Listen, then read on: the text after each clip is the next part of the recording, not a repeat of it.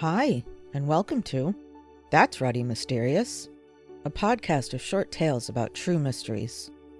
What happened to the Flanna Isles Lightkeepers? Who was responsible for the Gardner Museum heist? I'm not going to solve those mysteries, but they'll be interesting to learn about. I'm your host, Kelly with an I. Transcripts for all episodes can be found at that'sruddymysterious.wordpress.com. No apostrophe and no exclamation point.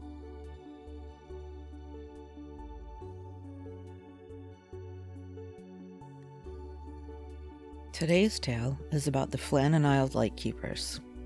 On the night of December 15th, 1900, the ship Arctur was sailing through the Scottish Isles and passed by the Flannan Isles Lighthouse and noticed something was wrong. There was no light coming from the lighthouse, no shining beacon to alert passing vessels of the Isles pawing the sea. 3 days later, on December 18th, the Arctur docked in Leith and reported the lighthouse was not working. The Flannan Isles Lighthouse had been established little more than 1 year prior on December 1st, 1899, on the island of Eilean Moor, which is one of the 7 Hunter Islands off the coast of northwestern Scotland. There were always 3 keepers on duty. On December 15th, 1900, the 3 lightkeepers that should have been keeping the lighthouse were James Ducat, the principal, Thomas Marshall, the second assistant, and Donald MacArthur, who was an occasional keeper and who was doing duty for William Ross, the first assistant, who was on sick leave. The 3 men were considered to be the best lighthouse keepers, having been hand-picked by the superintendent of the Northern Lighthouse Board to man the Flannan Isles Lighthouse. The Hesperus departed late due to inclement weather on its normal trip to return lighthouse keeper Joseph Moore to the Flannan Isles Lighthouse for his normal shift. It arrived at the Flannan Isles Lighthouse around noon on Boxing Day, December 26th.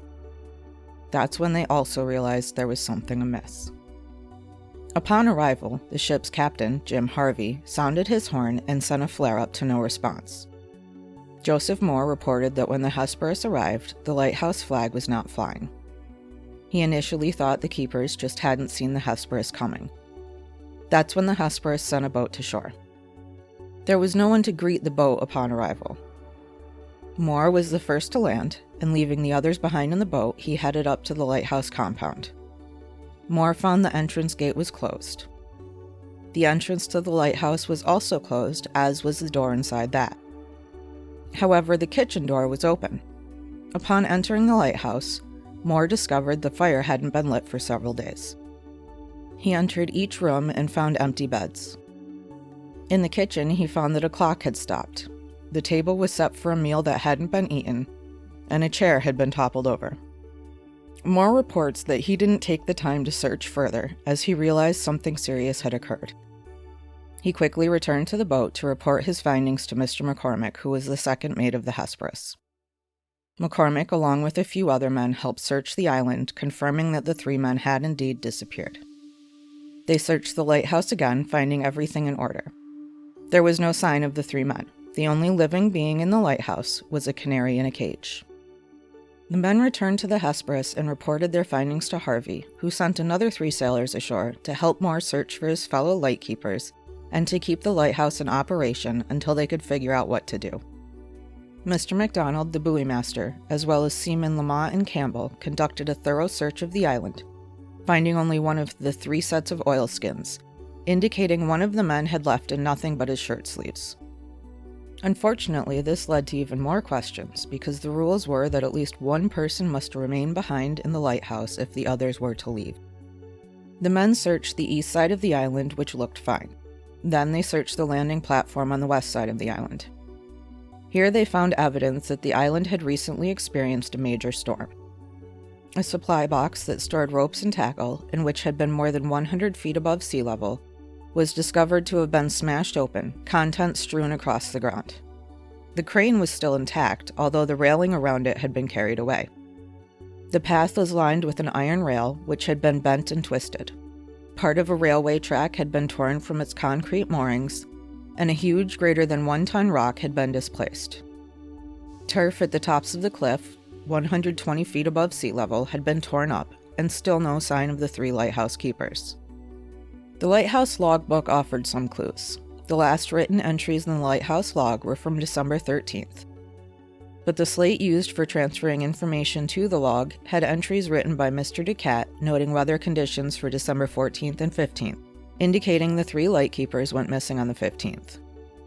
Also, it appeared that all preparations had been made for lighting the lighthouse on the 15th. The lamp was crimmed, oil fountains and canteens had been filled, and the lens and machinery had been cleaned, and pots and pans had been cleaned and the kitchen tidied, indicating the men went missing sometime that afternoon. Having found no sign of the lighthouse keepers, Captain Harvey wired the Northern Lighthouse Board saying, "A dreadful accident has happened at Flannan's. The 3 keepers, Ducat, Marshall, and the Occasional, have disappeared from the island. On our arrival there this afternoon, no sign of life was to be seen on the island. Fired a rocket, but as no response was made, managed to land more, who went up to the station but found no keepers there. The clocks were stopped, and other signs indicated that the accident must have happened about a week ago. Poor fellows, they must have been blown over the cliffs or drowned trying to secure a crane or something like that. Night coming on, we could not make something as to their fate. I have left Moore, MacDonald Buoymaster, and 2 seamen on the island to keep the light burning until you make other arrangements.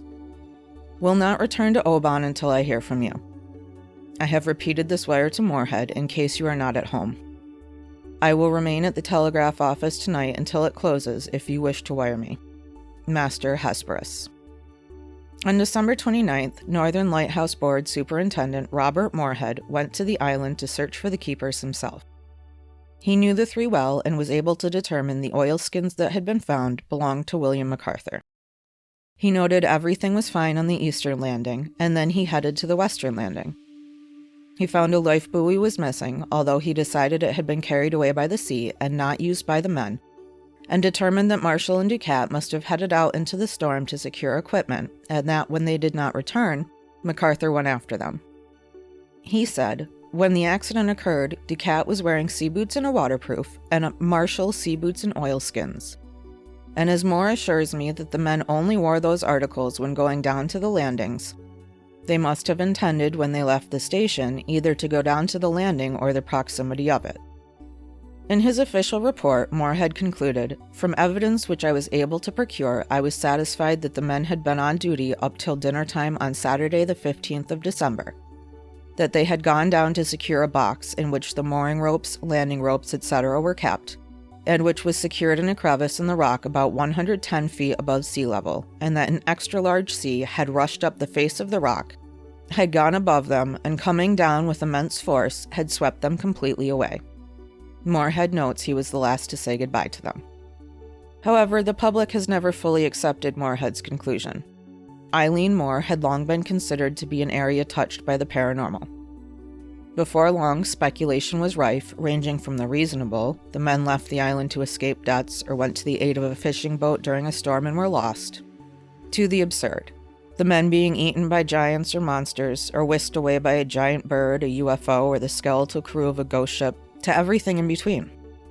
Some speculated the men had been kidnapped by a crew of foreign spies. In the years following the disappearances, other lightkeepers claimed to hear voices in the salty air screaming out the names of Thomas Marshall, James Ducat, and Donald MacArthur.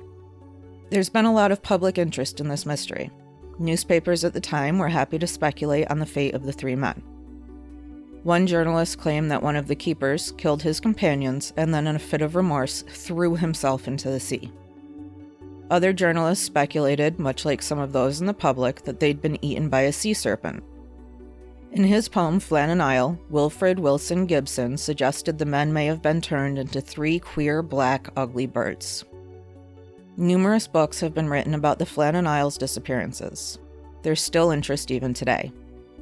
The 2018 film The Vanishing is a fictional film that explores the mysterious disappearance of the 3 lighthouse keepers.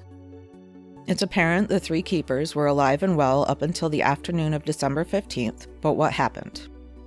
Did a rogue wave overcome Thomas Marshall and James Ducat when they went to the western landing to secure gear? Why did Donald MacArthur leave so quickly and seemingly so unprepared without his oilskins on? Was it a second wave that took Donald MacArthur? Was he carried away by a strong wind? What do you think happened?